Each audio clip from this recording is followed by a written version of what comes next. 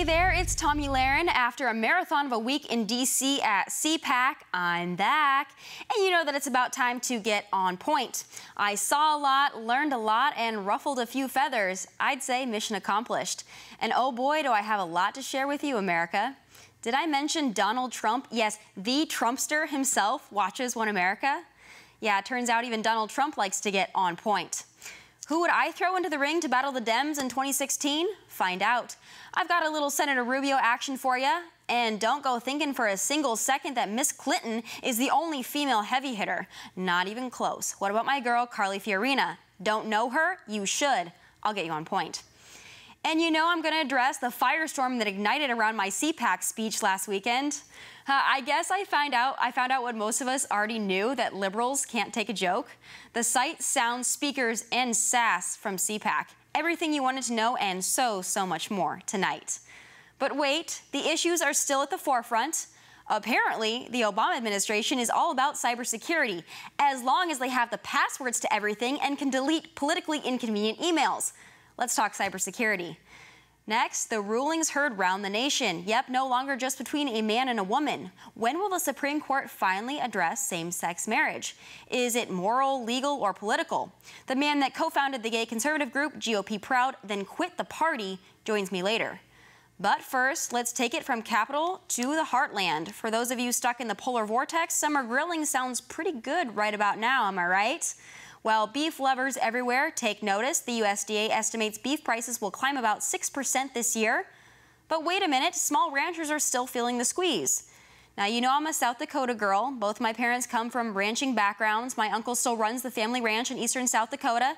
And I can tell you one thing, the ranching business comes with no guarantees. What if your livelihood depended on the weather?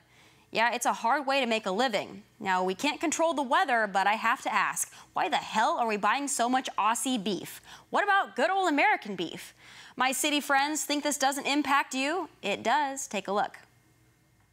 More than a decade ago, the meat packers and USDA partnered up to facilitate more imports of beef and cattle into this country through the relaxation of our U.S. import standards. The first steps in this process occurred in the late 90s and early in this decade. Foreign packing plants were no longer required to meet food safety standards identical to those here in the U.S., and monthly inspections of foreign meat plants were eliminated. Since then, foreign plants have only had to meet a standard of equivalency, meaning their safety standards no longer need to be equal to U.S. standards, and inspections are now only performed periodically.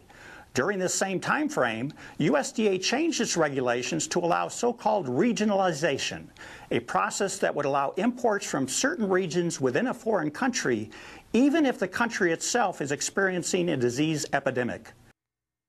So where do you want to get your beef from, the range or the outback? Here to get Urban America on point with the latest beef is CEO of RCAF USA, Bill Bullard. Thanks for being with me, Bill.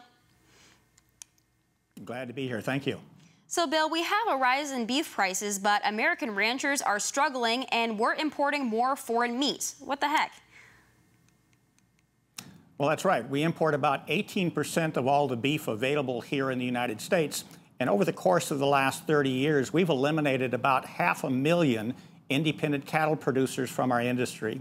And it's the result of the increased pressure from imports, the lack of any kind of a safety valve to mitigate that pressure, as well as an unprecedented level of concentration by multinational meat packers that simply find it extremely profitable to source their beef from the cheapest country they can, and then to pass it off to unsuspecting consumers in the United States as if it were produced right here in America. Do you think Americans want to know the origin of their meat? There's no question about it. Poll after poll has showed that the U.S. consumer wants to know at the rate of about 90%. The Consumer Reports indicated that a poll that they had conducted showed that 92% of Americans want to know where their food is produced. And in fact, Oklahoma State University did a study in November that indicated that U.S. consumers would value beef that was born and raised in Canada or born in Canada less by about 89 cents to $1.05 a pound when compared to beef that is born, raised, and slaughtered in the United States. It makes sense to me. We're all about made in America, and beef should be no different. I'm from South Dakota, but I would say even my city friends here would agree with that. We'd rather have something raised in our backyard than over in Australia. Another thing I want to ask you, as we mentioned in the clip before, is food safety. So people might not grow up on ranches, but they should be concerned about the product that they're eating. What can you tell us about the foreign meat industry and the food safety standards? Well, what we have experienced over the past several years is that we've had an increased amount of tainted imports coming into this country. Even from Canada, for example, we had E. coli problems with imported beef. And so consumers with a country of origin label can determine from what country they want their food produced based on the confidence level that consumers have for a respective country's food safety regime. So if U.S. consumers believe that the United States has the most stringent food safety standards, then they can avoid beef from countries that they don't have that confidence in. And so that's why country of origin labeling is so important to consumers, is they can use that for a proxy for food safety, and they can avoid products from countries that have disease outbreaks. And for those people that are concerned about animal cruelty, can you tell us a little bit about how the livestock is treated when it comes from foreign nations and it's imported into the United States? What's that process like?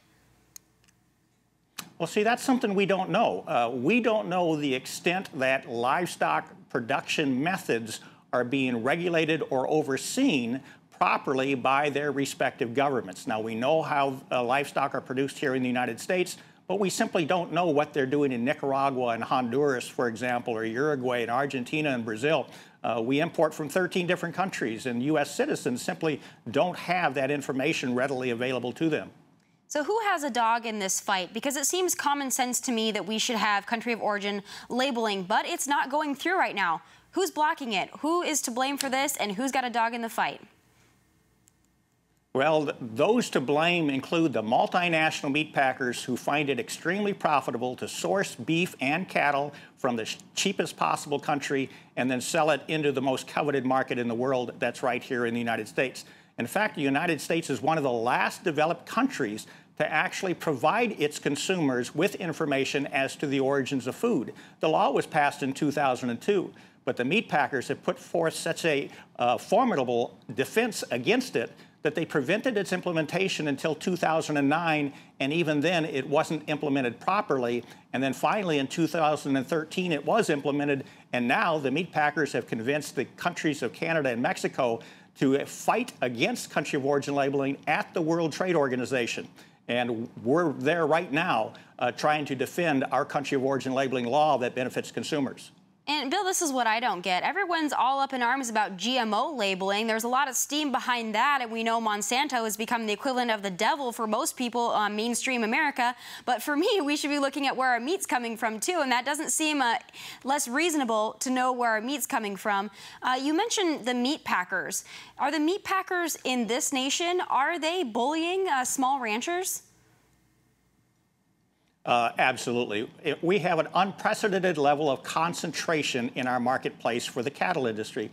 We have 4 meat packers that now control about 85% of the market. They serve as gatekeepers to the market. They can decide who does and who does not have timely access to the market, and that gives them tremendous opportunity to manipulate prices and to, in essence, substitute competition for a command and control regime over independent cattle producers. And unfortunately, that's the situation we're faced with right now. And it's a struggle, too, because a lot of, I know people in my party, Republicans, are for the free marketplace, but the problem arises when we've got small ranchers in the heartland that are going out of business, having to sell their farms and ranches because of this, and it's happening in Washington, D.C. by the bureaucrats and the lobbying groups, and that's what I take issue with, is because I'm from a small state, I know how important it is. The next thing I want to turn to is a quote, actually, from Randy Stevenson of Wyoming, and this is what he had to say about meat packers. He said, as long as they keep us in debt, we have to keep digging their coal. What do you say to that? Are ranchers put under that kind of pressure that they have to just keep performing, they have no other choice? Well, that's exactly why we've lost 500,000 of them in the last 30 years. It's because we have allowed the corporations to essentially capture control over the live cattle supply chain away from independent producers. They did this by acting as gatekeepers to the market outlets, and then they solved their own problem that they established, And they solved it by encouraging producers to enter into contracts for the purpose of guaranteeing them timely access to the market. Well, the contracts then established a price that was below what a competitive market would predict. And that's essentially how they have captured the market away from independent producers, and why Randy said what he did. And that is, if they continue to manipulate prices and depress the prices that producers receive, then you will have fewer producers entering the industry, which is what we're seeing in our industry today. The average age of the rancher continues to increase, and it's because we're not attracting young entrants into the industry.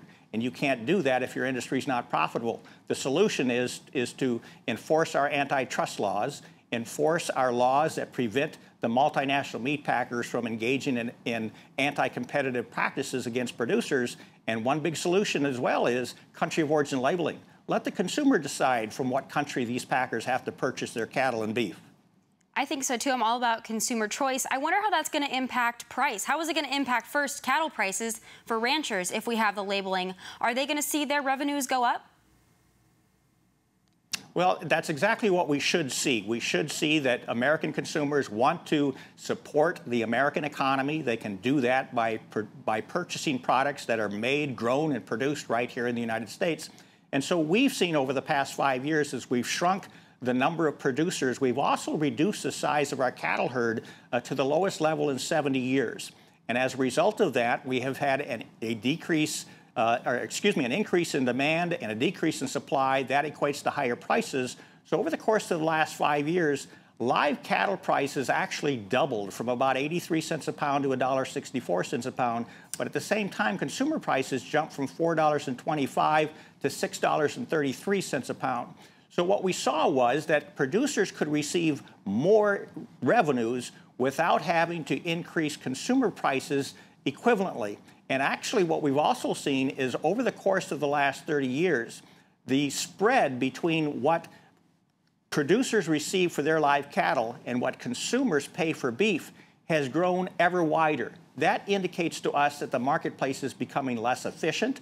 And what is really happening in the marketplace is that the multinational meat packers, with their unprecedented concentration, are now able to exploit the producers by paying less than what their cattle prices should bring, and to charge consumers a price that is higher than what a competitive market would actually basically what predict. it is for those people in urban America that the cattle prices, they hear it and they think that, well, this isn't relevant to me. For everybody that wants to fight for the little guy, for everyone that wants to see their local ranchers and farmers doing well and not being taken advantage, I mean, this is not even a partisan issue. This is an American issue to me, and we should be all about supporting Made in America.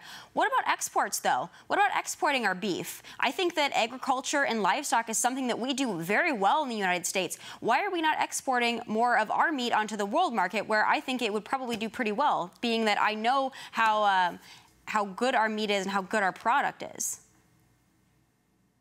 Well, we do export beef, and but we import more than we export. And our industry is unique in America in that we don't overproduce. In fact, for the past 40 years, the U.S. cattle industry has not produced enough beef to satisfy domestic consumption. And so we have, for many, many years, imported at least a small amount. But the problem is when you allow the imports to come into this market undifferentiated and allow that product to be priced cheaper than our domestic market, then we lose independent cattle producers, and that's what's happened. I think so, too, because just for average Americans going to the grocery store, if you see the price of meat and you don't know the difference, you're going to pick the cheaper one. You're not going to pick the more expensive. If we had the labels, they would have the chance to say, hey, this was raised in my backyard. This is an American product, just like we do with the labeling on any of the products that we buy. There's been a big movement in this country to support Made in America, and I don't think that it ends at the retail store or the car dealership. I think it goes right to the grocery store as well. But thank you, Bill, for coming and sharing with the urban Americans that might not know much about beef and the livestock industry. Coming up, the pulse of CPAC. It wasn't as old and white as you may think. I know, I was there. A fellow CPACer joins me next. Keep it on point.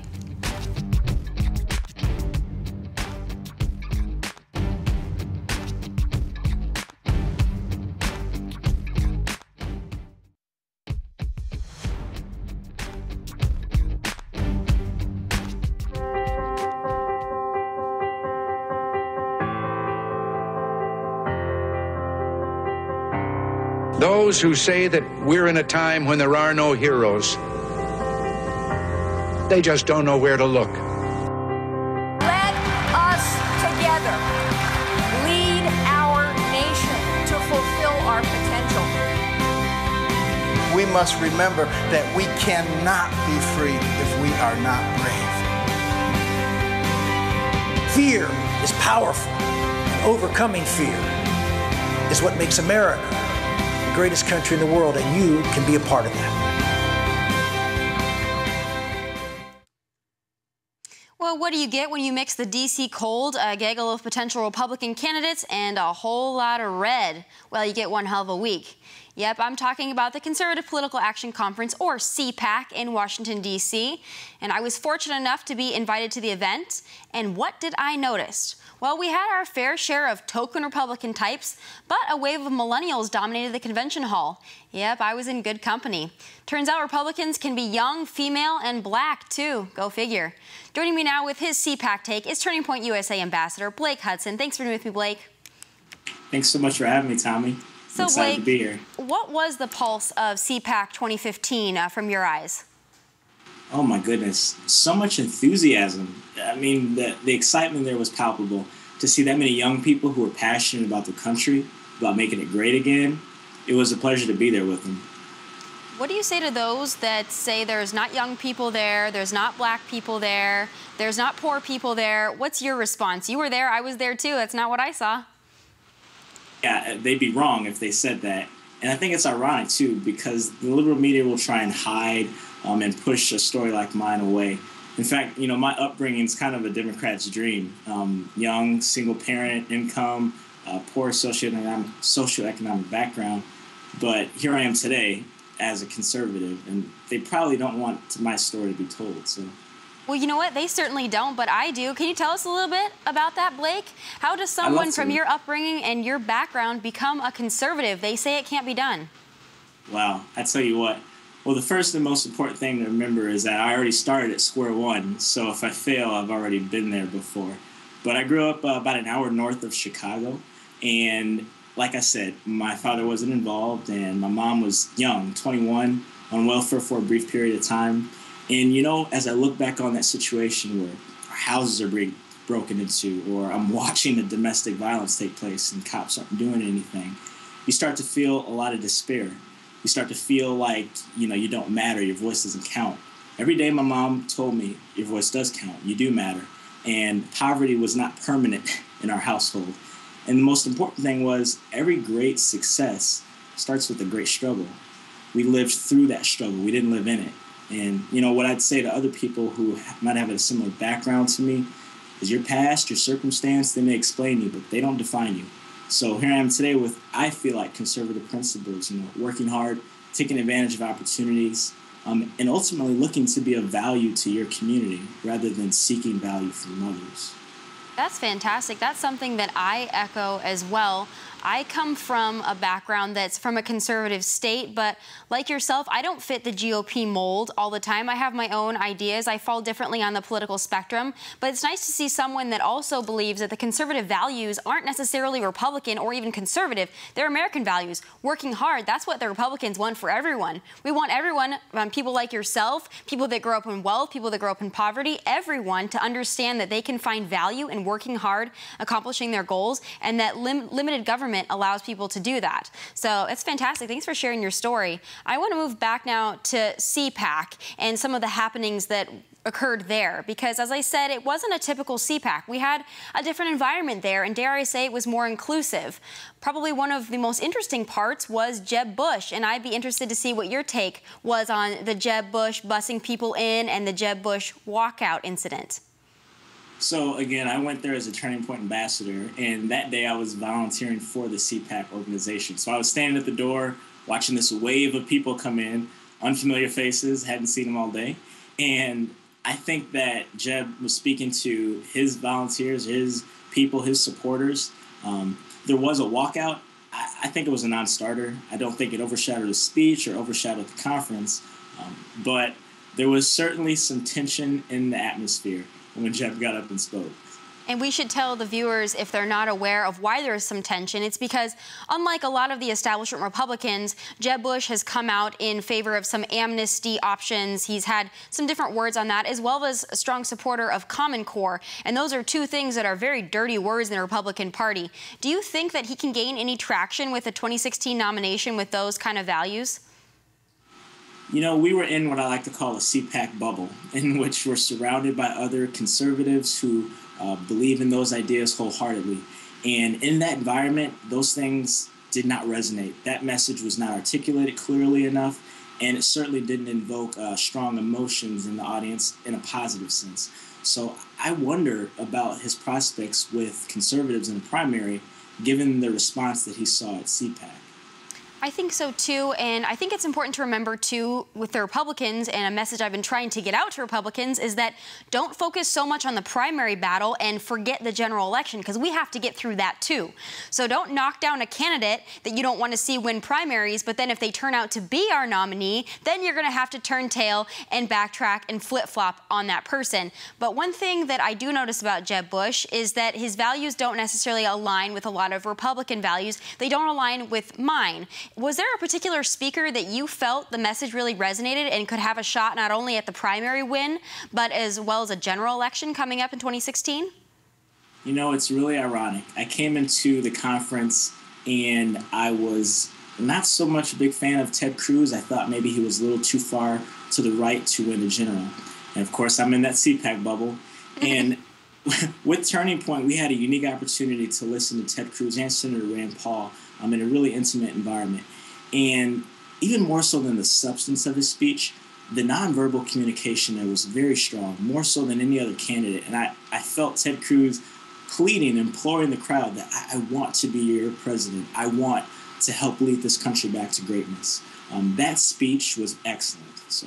And Blake, it's so funny that you mentioned that. I wasn't able to catch his speech because I was back doing interviews, but I will say when he came back to the One America room to do an interview, I was really impressed with Ted Cruz. And I'm going to talk about that a little bit later, but I had the same feeling you did. I thought, you know, Tea Partier, too far right. Then I heard him, and I heard him articulate his values, and I said, wow, you know, this guy really has some guts. He's going to stick up for what he believes, and he's not going to change course of the political tide. And I really appreciated that, too. That's funny that you got the same drift. Maybe he has a shot for 2016.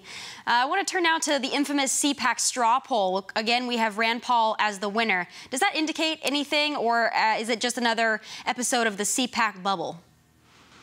A little bit of both. It certainly matters. I want to say it's his third straight year winning that. It is. And you have to consider that, at least with some folks, he's gaining traction. This idea of libertarian, these principles are becoming more prominent, particularly among young people. I just wonder, you know, the foreign policy issues that we're facing, how he'll handle those, how he'll navigate them in the primary. That's going to be a big question for Senator Paul. Blake, that's my concern, too, because with ISIS and with Iran, which we are cuddling up to right now, we need someone that's going to lead and going to be a leader from the top down and encourage people, someone that has a strategy. So that's what concerns me about Rand Paul as well. We'll have to wait and see. Maybe he can get back on point. But the next thing I want to turn to is the talking points of CPAC, because we had a few that resonated with the audience. Obviously, we were in the midst of the DHS funding bill, so immigration and amnesty was a huge issue. Do you think that was the most cited talking point, or did ISIS creep in there and take the cake? You know, Tommy, I have to say it, and it disappoints me a bit. I think the most prominent talking point was President Obama and his failed administration. And while it may be factual, it shouldn't be the focus for conservatives and Republicans. I think we have a unique opportunity to present Americans with something optimistic, a little bit more hopeful and forward-thinking, and focusing on where we're going to take the country. Not looking back and pointing fingers, because that era is over. And I think that President Obama and his administration was the most cited talking point. I think you're right. Hillary was cited a lot, too, but I have to admit, I poked a little fun at Hillary. Sorry about that. But I agree with you. We need to be the party that's for something. We need a positive message. I'm glad that we're on the same page with that. But thank you, Blake, for being here. We invite you back anytime to get us on point with conservative millennials. Coming up, the rulings heard round the nation. Same-sex couples are saying I do, and you'll never believe which wealthy GOP donor is supporting it. Find out when On Point returns.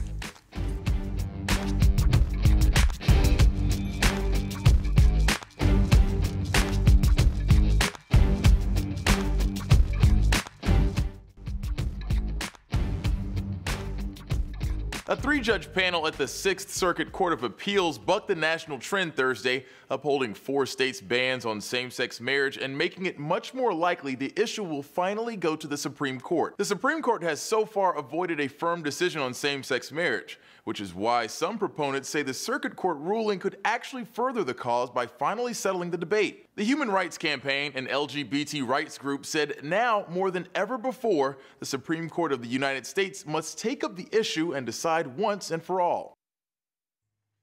Well, you know by now that this show has a CPAC theme. Well, this segment is no different, my friends. Same-sex marriage is a hot-button topic, and it may be a force to be reckoned with heading into the 2016 elections. But before you go thinking all Republicans are opposed, wait a minute. Heard of the Koch brothers? Yes, those evil rich guys, right? Well, it turns out David Koch will join hundreds of other right-wingers in asking the Supreme Court to prohibit states from outlawing same-sex marriage. Joining me now is someone that knows the gay conservative struggle better than anyone. Jimmy LaSalvia co-founded GOP Proud and campaigned for Mitt Romney in 2012, while he has since left GOP Proud and the Republican Party. Why? Well, let's ask him. Welcome to the bullpen, Jimmy. Thanks for being with me. Hi, thanks for having me, Tommy. Jimmy, this issue is personal for you. Is it possible to be a gay conservative? Well, sure it is. I mean, conservative values and principles apply to everyone, and that's why I hold them. And in fact, I am very traditional in my views, and I'm so traditional that I think gay people should settle down, be monogamous, and get married. So you left the Republican Party, but you still have the values. Why did you choose to remove the label from yourself of GOP, Republican? Well, I think that so many times in this us versus them political landscape that we're on, where you have to pick a team and be on it, that you end up carrying, frankly, the baggage of others on your team. And I'm a free thinker. I'm an independent. And I felt that, and I still feel, that there's a certain segment of the Republican Party and the coalition on the right that is culturally out of touch and just not living in the real world today. And part of that is that the real world today includes gay people. And we should want gay people to settle down and get married. I didn't leave the party over gay marriage, because if that were the case, I would have left a long time ago. But that's certainly one cultural indicator that led me to determine that the too many in the party are out of touch. Do you think that's changing at all? I mentioned in the opening here, we've got David Koch, a big donor going into 2016, supporting same-sex marriage, or at least not wanting states to be able to outlaw it. Do you think that changes the game a little bit? We have a big donor speaking out? Well, I think that one thing we've seen is this issue move faster and farther than any cultural issue that any of us have seen in our lifetimes. And it really started when Massachusetts became the first state to legalize same-sex marriage. And slowly, one state after another did it, and more gay couples started to get married, and people started to see that it was a good thing. And so now you have everyone from David Koch to Dick Cheney to many people on the right and on the left. Most Americans, the majority of Americans, have now changed their mind on that issue and support civil marriage for gay couples. Do you think that this should be a state issue, or is it about time that the Supreme Court makes a ruling? Well, look, marriage and family law is a state issue. That it just is. There are different regulations in every state for how marriage is conducted. However, as with any state law cannot violate the United States Constitution. And the Constitution guarantees that everyone is treated the same in this country. We don't have special rights for anyone, including straight people. And so those provisions in state laws that preclude gay people from being treated the same under the law may be, and certainly have been, determined by many lower courts to be unconstitutional. And the Supreme Court, of course, will hear arguments in that case in April, and we should have a definitive answer by the end of June this year.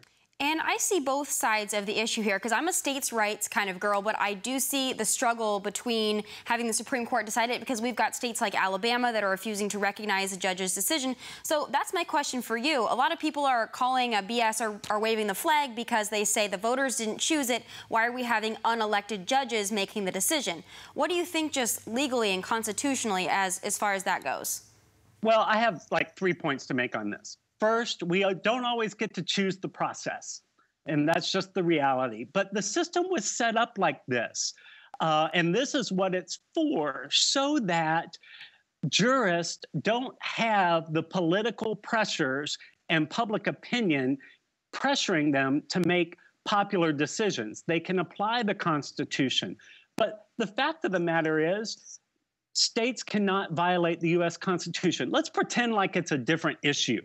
What if the voters in New York voted to outlaw guns, completely ban guns? Well, guess what? They couldn't do that because that violates the Second Amendment of the United States Constitution.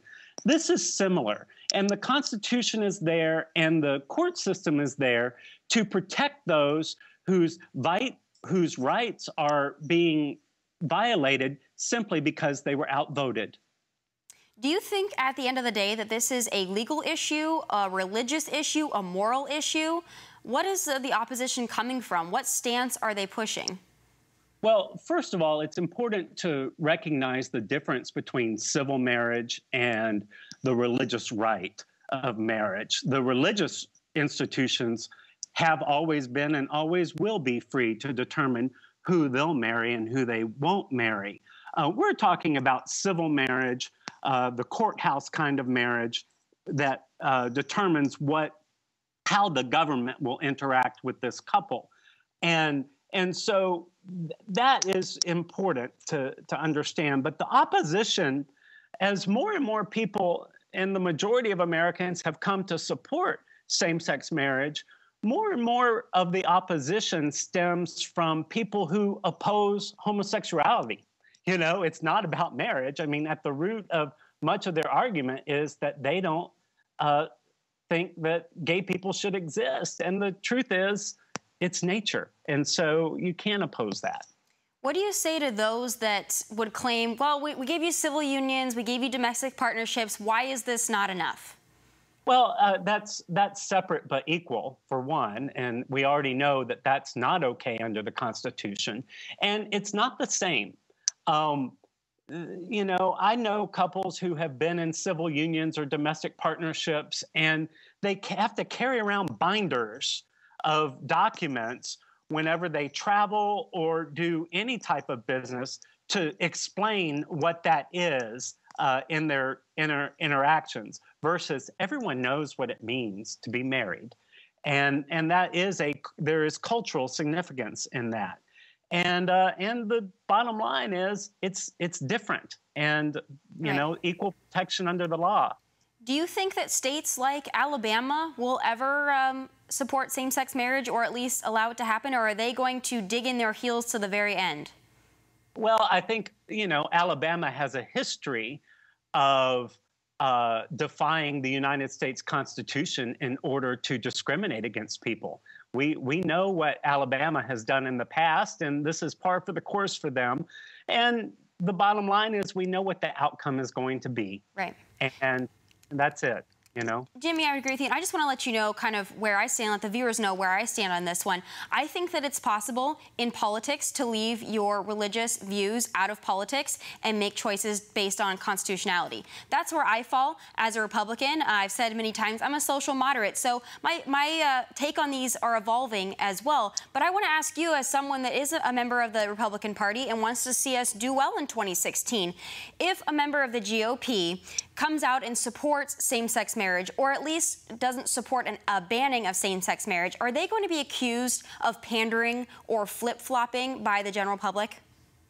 Well, I don't think that's the case, because everyone is going through a thought process in this. And so it will show them as being just the same as everyone else. I mean, politicians are no different than the rest of us. And a majority of Americans have changed their mind on this. And so I think that is all you need to say about that. But I will say that this issue will be decided likely in June. And it's important for Republicans, whether they be candidates or supporters, not to beat a dead horse when it's over. And otherwise, that'll do political damage. And Jimmy, I would agree with you. I think I'm a states' rights kind of girl, but I do see the contradiction here. And I think that it is possible to leave your religion out of your politics and to move forward just based on the constitutionality and respecting the 14th Amendment. So thank you so much for being here, sharing your perspective. It's always appreciated. Up next, hacking, encryption, and those darn missing emails. All things cybersecurity are next, so stay on point with me.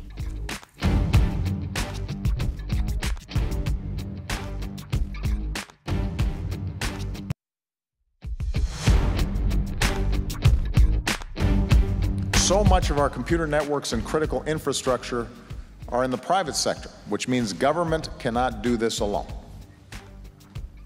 But the fact is that the private sector can't do it alone either, because it's government that often has the latest information on new threats. There's only one way to defend America from these cyber threats, and that is through government and industry working together, sharing appropriate information as true partners. Oh, cybersecurity. President Obama went all the way to Silicon Valley to talk out of both sides of his mouth. He said he's a strong supporter of strong encryption, but wait for it, he's also sympathetic to law enforcement's desire to access our data. Yeah, the very man that didn't have a strategy to deal with ISIS is now very concerned about terrorist apprehension if Apple and Google beef up devices' encryption capabilities. Talk about accessing data. I'm still wondering where Lois Lerner's emails disappeared to, but maybe that's just me. Joining me now to give us the dirt on encryption and cyber tech is returning On Point contributor and cybersecurity expert Scott Schober. Great to see you, Scott. Thanks for having me on there, Tommy.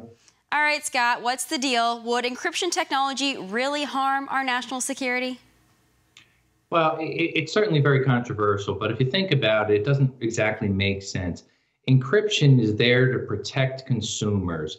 We don't want to get hacked. We don't want the government spying on us. That's ridiculous. It will make it harder for the government, though. It's going to make it harder for them to really monitor people, whether they're good guys or bad guys. But they got their work cut out, so they just got to work harder there. It's really a cybersecurity tool to have encryption in place. It protects all of us and our rights.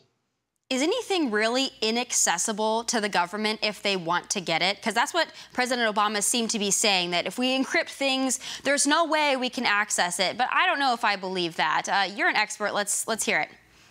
No, I don't believe it. I mean, encryption is going to make it really hard, but maybe it's analogous if you think back in the late 80s when we had cellular telephones when they first came out. The government could monitor them very easy. When new modulation came about, CDMA, they had to work harder and just up their game. That's all. Are companies like Apple and Google going to fold to the pressure and back off of encryption technologies because of President Obama's wishes? I sure hope not. I don't think they will. Look at those two companies. They've got $1 trillion market capitalization. What they do is really going to set a precedent for other companies like them. They're going to all follow suit. So I think it's good that they're actually implementing encryption as just a standard default when you purchase one of their products. It's going to make it more secure, and it's really going to be hard for everybody else not to follow suit. We hear this term tossed around a lot, and that's metadata. For those that aren't tech savvy like you, Scott, can you explain what it is and why Americans should care about it? Sure. Metadata or meta tags we also hear about often. If you think of something, maybe something as simple as a JPEG picture, an image, it's data that's associated to that. Maybe it's the color, maybe it's the file size, maybe it's something about the content. Really, the important part about it is it allows search engines and it allows queries to be done to find out information very fast. That's very important for government, for spies, even bad guys, so they could find out information about us quickly. So that metadata is very valuable to them to do search queries. Scott, I'll tell you something they can't find very quickly, and that's those darn missing emails when that server crashed. I've been meaning to ask you about this for a while now. Now seems like the perfect time. Can you ever really lose these emails, especially at the governmental level with the IRS and all these servers mysteriously crashing at the same time, no backups? How realistic is this? It's very unrealistic and hard to believe. To me, honestly, there's got to be something incriminating in some of those emails and the files there that miraculously disappeared. So it makes you wonder. I could find things if I lose them. There's backups. You could pull it off hard drives. They said that they just miraculously disappeared and they only keep data so long. Doesn't add up, doesn't make sense at all to me. I have a feeling if it was a Republican, they'd find those emails pretty quickly. But hey, then again, that's just me. I want to turn to another one of my favorite figures right now that's also having some email trouble, and that's Princess Hillary Clinton. Now, she used her own personal email service when she was at the State Department as our Secretary of State. So my question is, should they be allowed to use their own email services? And with her supposedly releasing them, are we going to get the full picture here? We're only getting partial answers on that. They really shouldn't use their personal email. They're not allowed to. Why would they do it? It's because they want to stay off the radar. They want to have some conversations with different individuals, and they want to keep it private. And it's not a part of public record then if they do that. So it's in their best interest to kind of do business that way. Of course it is. Could we obtain those emails, even if she had that personal account, if the government wanted to, if they really wanted to press this issue, subpoena these emails, could we get the full listing, the full archives? They could. It would take some work. They'll make probably a lot of excuses and reasons why they can't, but it's certainly attainable. They could get that if they want to. They could even contact the other parties that she was talking to and conversing back and forth and demand that they turn them over. So it's certainly possible to get them. It'll never happen. That we'll never see it probably. I want to stay on the government theme, get that all out of the way first. I'm curious what you think about the new net neutrality and the FCC having its paws on the internet. Is that good or bad for consumers? I know how I feel. That's a tough one. It's certainly a political issue. My big concern is anytime the government gets their hands involved in anything, layers of management and control, you do run into a lot of problems. It's the unforeseeable problems that nobody's really talking about. It's going to cost more money. The regulations may cause other problems. The ISPs are getting upset. The carriers are getting upset. The consumers ultimately will get upset. So I think it's going to take a while till this all unfolds and both sides kind of have their say. But to me, more government oversight is a little bit scary there and may cause more problems. There's some protection that they do put in there to protect the consumer so they can't share different things about the consumer and the whereabouts of emails and traffic.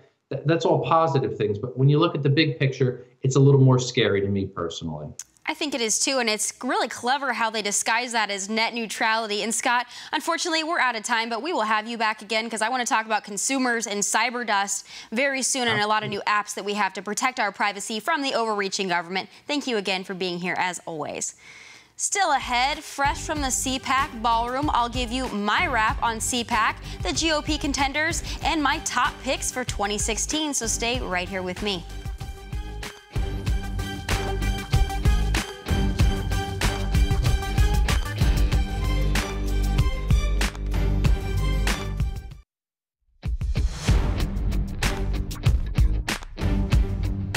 Welcome back to On Point. Are you ready for some real talk?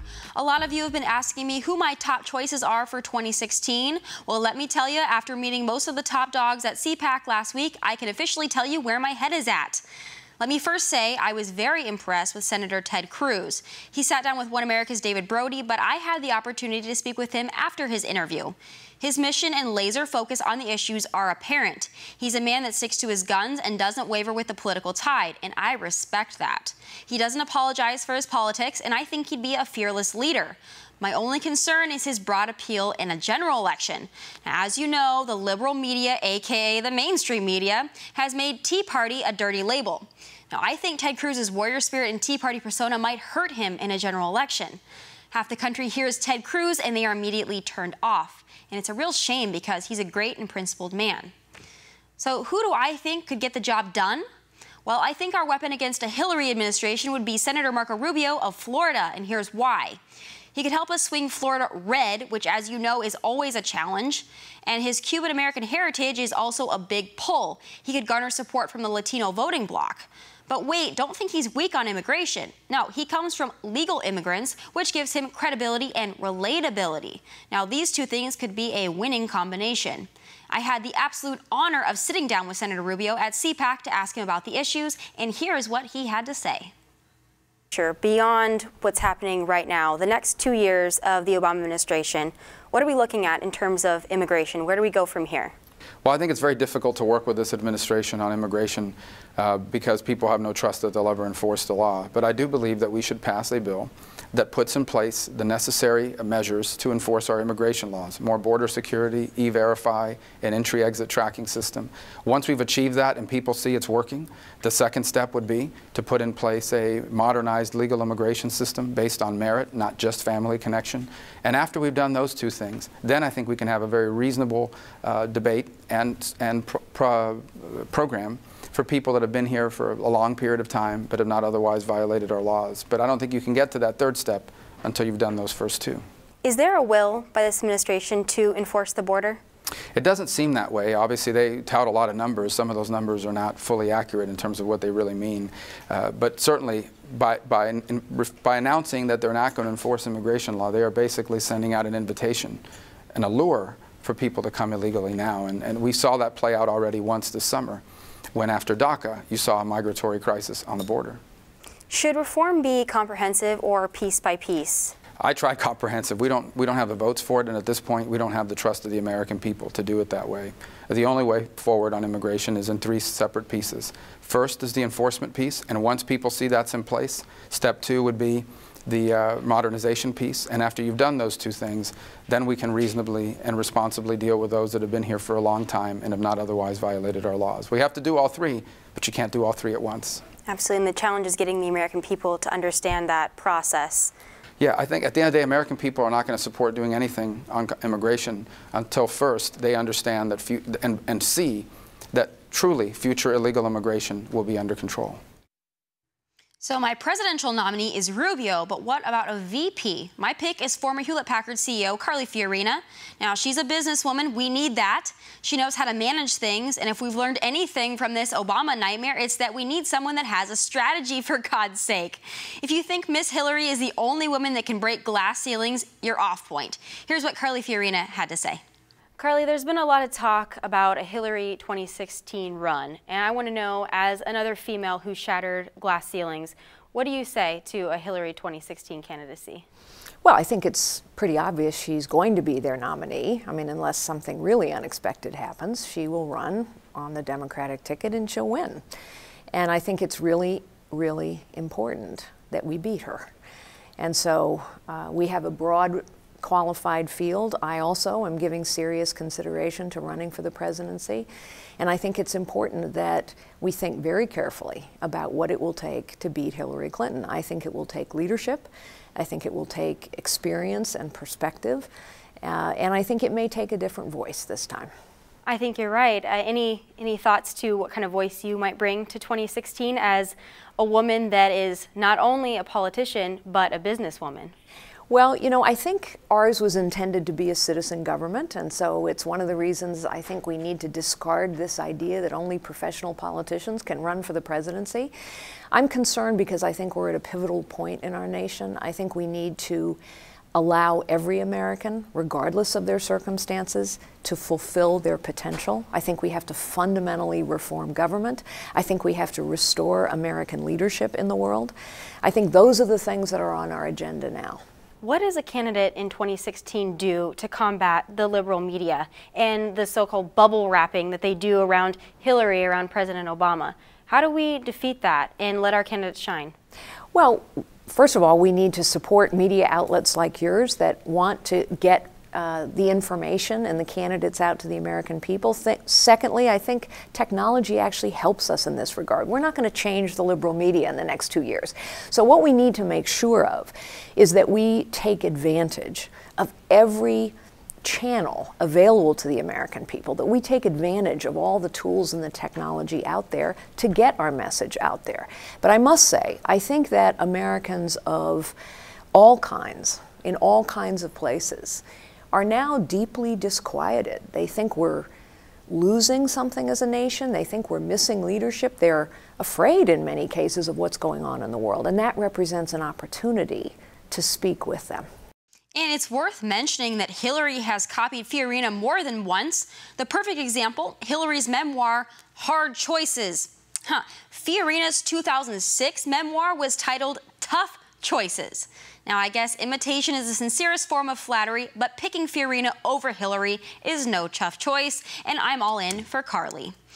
Still ahead, Queen Hillary, Lizzie Warren, and some pantsuits. Yep, I went there. Take a joke. My response to the backlash. My final thoughts are next, so keep it right here with me.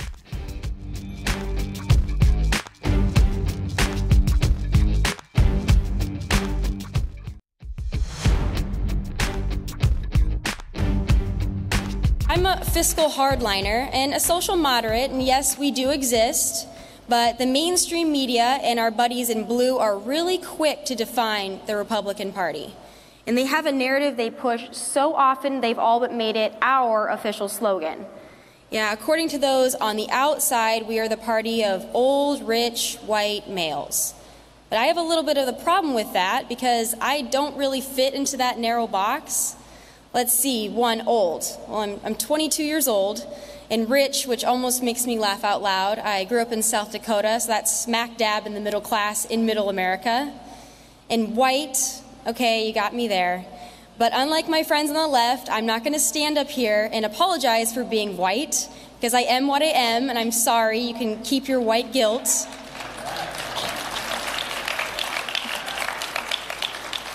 And lastly, male.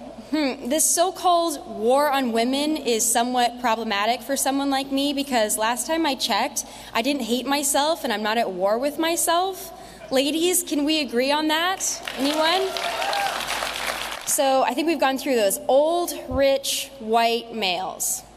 I want to remind you, let's look at the top 3 Democrats for 2016. We've got Hillary, Elizabeth Warren, Joe Biden, old, rich, white, and if the pantsuit fits, male too? I don't know. It's an interesting lineup. What do you guys think? The time has finally come for me to address the blowback from my CPAC speech a week ago. And for those of you who have been hating on me on Facebook and Twitter, this is for you. First of all, thanks for taking the time to talk about me. I appreciate it. I know you must be very busy because most of your mean tweets came during typical working hours. I doubt that's a coincidence, but hey, none of my business though. Second, if you're wondering why I didn't respond on Twitter, I'm not going to indulge your rude and misguided comments on social media. I have a show for that, thanks. So let's get into it now, shall we?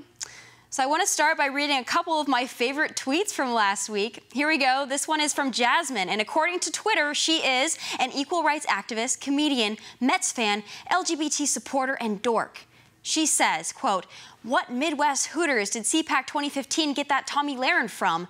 She looks like every other dumb girl who's on Fox News," end quote. I work at One America. Thanks, though. Another one, quote, "Tomi Lahren, has anyone told you you're way better looking when you shut the F up? Seriously, on behalf of all women, shut up," end quote. And, quote, "You're 22 expletive, you're making women look dumb. Go back to beauty school," end quote. I'm noticing a theme, and it's funny. These people were upset about my Hillary Elizabeth Warren pantsuit joke because it was sexist and anti-feminist. But wait a damn minute. The first thing you attack me on is my looks. This is great.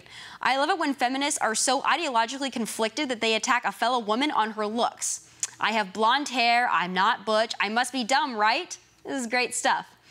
They also think the Koch brothers or some other rich man stilted me on that stage because a young woman couldn't get anywhere without a man, right? How feminist of you.